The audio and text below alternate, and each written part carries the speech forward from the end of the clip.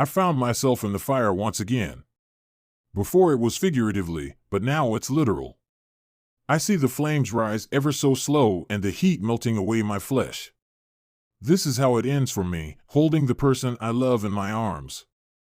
It wasn't too long ago when I took myself out of one fire. It's funny because the end of this story begins shortly after the end of my first story. Let's start at the beginning, or rather towards the end of my first story, or rather life. I see this as my first part of life. It's been 5 years since I graduated high school. I had been going to college part-time and working a full-time job. I was making good money at my job and figured I didn't need college. So I left college and focused on my full-time job. The job was easy and the job training led me to becoming a certified mechanic. My mother and father threw a celebration party for me when I passed the mechanic test. I felt proud of myself. Here I was at 23 going on 24 and having a certificate in the career that I enjoyed. The day after my parents celebrated my certification, my friends and coworkers took me out to celebrate. We went to a small bar and celebrated my accomplishment. We celebrated there in the bar and were having a good time. Aside from drinking beers, we played pool and darts. Along the walls were televisions with a football game being played. I was waiting my turn to play pool and watching the game on TV when my attention was stolen. I looked towards the door and saw her. It felt like my mouth dropped when I saw her. I recognized her. Yes, I've seen her before, I just don't remember her name. I remember her from school, we were in the same grade. Only she left school when we were freshmen. I always liked her, since the first time I saw her in 7 sub grade till the time she left. I never thought I would see her again, but here she is, here we are. I started thinking to myself if I should go over and talk to her. I figured why not, what's the worst that could happen? Oh yeah, she could totally reject me and I will feel like a failure. Hell, who cares if that happens, I'll just drink some more and forget about it. Well, that's what I tell myself, but why not, after all I have had a run of good luck. Maybe that streak will continue. I waited a little bit to go over to her. She is sitting with 2 other girls and she must be waiting for a boyfriend. I hope she's not waiting for a boyfriend or has anyone for that matter. I notice she gets up and heads over to the bar. She's alone and the opportunity has presented itself. I stand up from my seat and gather myself to walk over to her. I think to myself it's amazing how she still looks the same after so many years. A beautiful light complexion with long black hair. Oh damn, do I feel nervous. I wasn't even this nervous when I took the mechanic test. Breathe, I tell myself, just stay calm and it will be all right. Oh boy, I hope I'm not sweating, it feels very hot in here all of a sudden. Okay, here we go. Hi. I'm Greg, I tell her as we stand face to face at the bar. Even after all these years, she's still as beautiful as the last time I saw her. Hello, Greg. I'm Gina. Do you remember me from school? She asked me. Holy cow, she does remember me. This is awesome, I think to myself. Gina, yeah, we went to school together. But you left in our freshman year, right? I asked. Yeah. My dad got a different job, so we had to move. How have you been? She asked. I'm good. I have stayed here in town and just recently became a certified mechanic. Been working at that job for the past 5 years, I tell her. Congratulations. Looks like you have become quite successful, she tells me with a smile. What about you? How have you been? I asked her, hoping to keep this conversation going. I have been good. I graduated high school, went to college for nursing. I had been working in that profession for the past 5 years and just became a registered nurse. A month ago, the hospital here offered me a job, so I took it. Here I am back home, she tells me. That's great. Glad you're back. It's been a long time since I have seen you. I was trying to say more, but her friend interrupted. They were calling her back to the table. Well, I should be heading back to my table, but here, take this. Call me when you can and we can catch up, she tells me as she hands me her phone number. My friends and me left shortly after. As I left the place, I looked over to see her and she waved at me. I waved back and went home. I would have stayed longer, but I had to work the next day. Either way, I was excited. I looked forward to calling her and talking to her. I figured if I thought too much of what I was going to say, I would just mess things up. I called her the following day after work. We talked for a couple of hours and after the call set a date to meet each other. We went out and everything went well. I was nervous, but it went well. Turns out we had a lot in common and found it real easy to communicate with each other. One date led to another and soon another. Before I knew it, we were in a steady relationship. Life was going good. I got a promotion at work and opted for a bigger apartment. The reason for that was because Gina and I decided to move in together. It had been 6 months since we reconnected. We were in love with each other. We worked the same shift, well, kind of, but we worked during the days and were off at night. 3 more months went by and I knew I wanted to spend the rest of my life with her. I came home early one day and set the scene for my proposal to her. I put rose petals along the way from the door to the kitchen table. I placed roses atop the table along with candles. I would cook her favorite dinner, steak and Alfredo, and some fancy wine, and then pop the question. I had it all planned out and hoped it would go to perfection. I started cooking and heard Gina come through the door. I walked over to her and saw the surprised look on her face. She smiled as she looked at me and walked into the dining room area. I told her to sit down and relax, and dinner was almost done. I served up a glass of wine and she told me she had a bad day. She told me what had happened, and I told her I was sorry for her bad day. I served dinner and another glass of wine. We ate our dinner and it was time for that all-important question. She thanked me for dinner and I walked over to her. I got on one knee, gave my speech that I loved her and my life was complete with her. A tear ran down her face as I asked if she would marry me. She dropped down to her knees and said yes as she kissed me. The next day we told our friends and family of our engagement. Everyone was happy for us and told us how cute of a couple we were. I felt like I was on top of the world. I felt like I could touch the stars. This marked one of the first of 3 of the happiest moments of this lifetime. We planned our wedding and got everything together. The date was set and all our family and friends would be able to attend. Leading up to the wedding, we planned out our entire future together. We wanted a big house in the country with acres. We wanted that big house to fill it out with the big family. We wanted 3 kids. We would put a swing set and all sorts of fun things outside for the kids to enjoy. It felt unbelievable. Our future seemed within our grasp. A feeling of completion washed over me. I couldn't describe it. I would be husband to the most beautifulest woman in the world. Soon after, I would be a father to the most wonderful children any parent could have. This was everything I ever dreamed of and everything I could ever ask for. The second most happiest day of my life happened. Our wedding date came and we became officially married. In attendance was all our family and friends. They looked on as we said "I do." Afterwards we danced the night away and laughed and smiled. It was a grand time and I thank God for this moment in my life. Gina and me tell each other this was just the beginning. Through all these good times, tragedy had struck as my mom had passed away. She was in her late 60s when she passed. As sad as I was, I felt bad for Dad. They had been together for over 40 years. It was then that I realized how precious life was. I thought to myself, if I lost Gina. No, I couldn't live with myself if I lost her. I didn't want to imagine my life without her.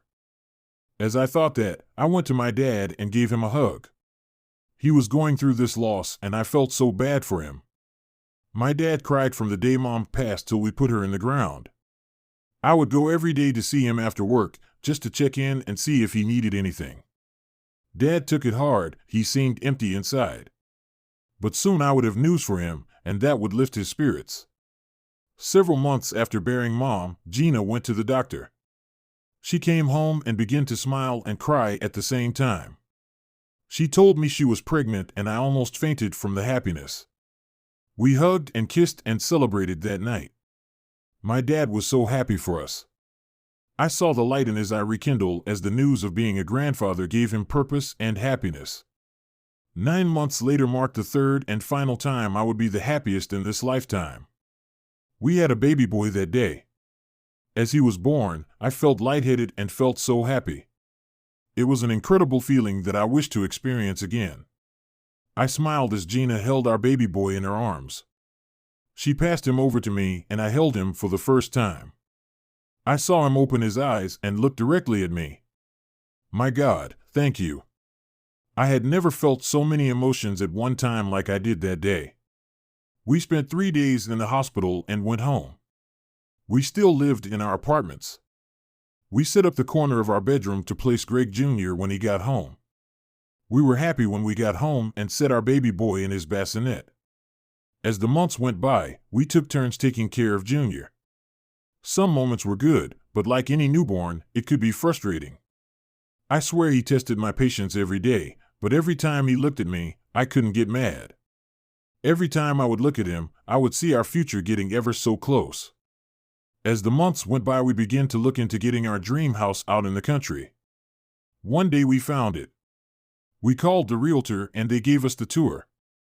It was perfect. 4 bedrooms, 3 baths, and over 2,500 square feet of living space. It sat on 5 acres and was conveniently 3 miles outside of town. The timing was perfect. Junior was turning 10 months old and we felt it was time to get a bigger place. We went to the bank and they approved us right away. We were excited and were ready to move to the next stage of our life. We were 2 days away from signing the financial paperwork. It was Friday night. I told Gina we should go out to eat, all 3 of us. She agreed and we would go to the local diner. I had to work late that day, so I told her I would be there after I was done. She told me that Junior and her would look forward to seeing me there. I told her I loved her and Junior and would see them soon. We finally finished up our work. I washed up and looked at the time. Oh damn, 10 minutes to 6. I got in my car and hurried over to the diner. I got there 5 minutes past 6. I thought to myself, Gina is going to be mad at me.